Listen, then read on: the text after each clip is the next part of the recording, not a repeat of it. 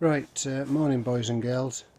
This is the first video, hopefully in a series that I'm going to be doing on the refurb of the little 1978 Midget 1500. So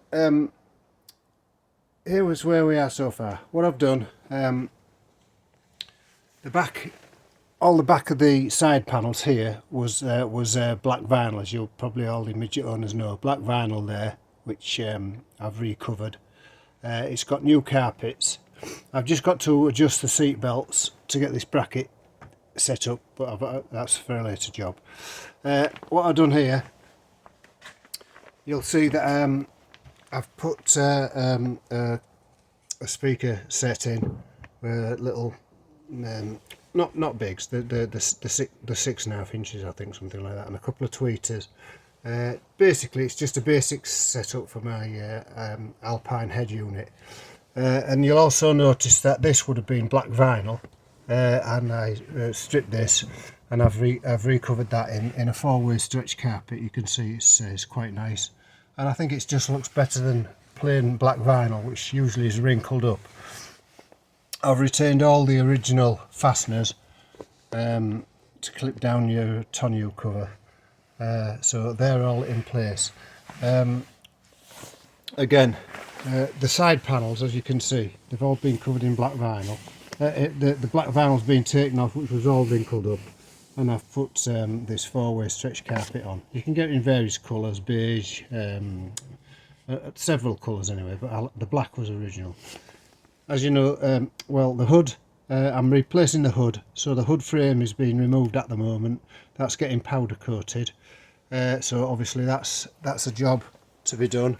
Now, if you're wondering where I put the roof aerial, you'll see you can't. Sorry, it's not a roof aerial, but I've had to mount it, and you'll see I've mounted it. I've mounted it on the rear, not the wing itself, where it's the nice flat area in here, and the wiring goes down.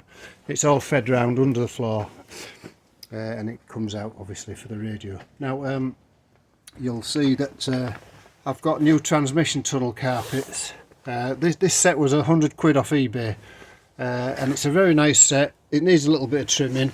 I've got some tidying up to do around here, and yeah, that fits very nice. I'm quite pleased with the fit around the transmission tunnel as well, because that fits like a glove. So that's pretty good. I was well pleased with that. And obviously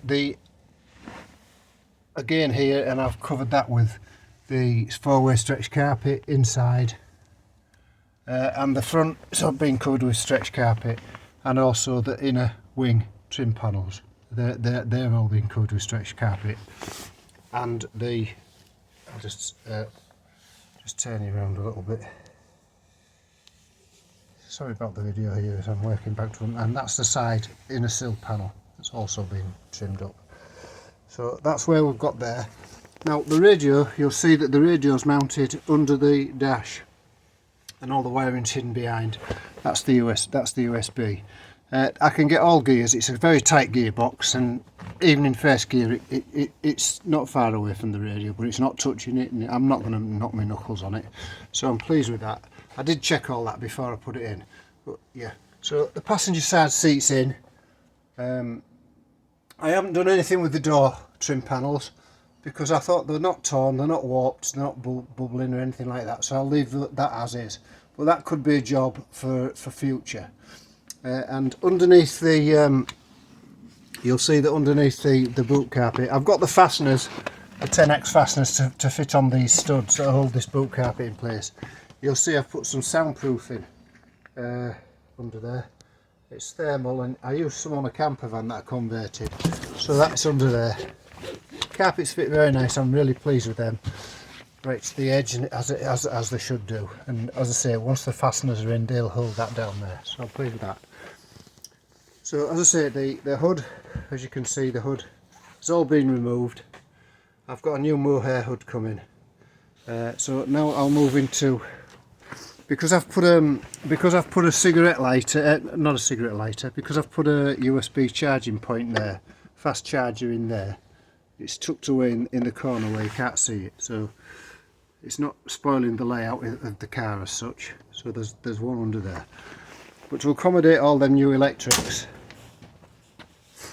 you can see the fuse box is a bit primitive, to say the least, and it's, you know, there's quite a lot of things going in there. So this is the radio wire and power lead, power aerial lead, so they're not connected up yet. I've also got these other two wires here, that come from the USB charger, but I've decided to replace that fuse box with this. It's a bus bar fuse box. There's six terminals, and you know when a fuse is blown because one lights up. So I shall be replacing that and just put it in the same location over the top of this one, just bring it up to date a little bit, and I can swap and change the fuses instead of having all 35 and 30 amp fuses in for that mass of wiring in there. It'll be a bit more singular, and then I'll be able to control if there's a problem later on. So that's going to go in there. So that's the battery's on trickle charge, and that's where we are at the moment. It's been very well maintained, this car, so that there isn't an awful lot for me to do apart from fettling down in the engine, but yeah, that's where we are now. So hopefully I'll be able to make you a couple more videos, and there's a video coming out about the lowering. I've lowered the front end, so I'll be doing something like that for you later on. Thanks for watching, and thanks to all my new subscribers, and Carl in particular. Thank you.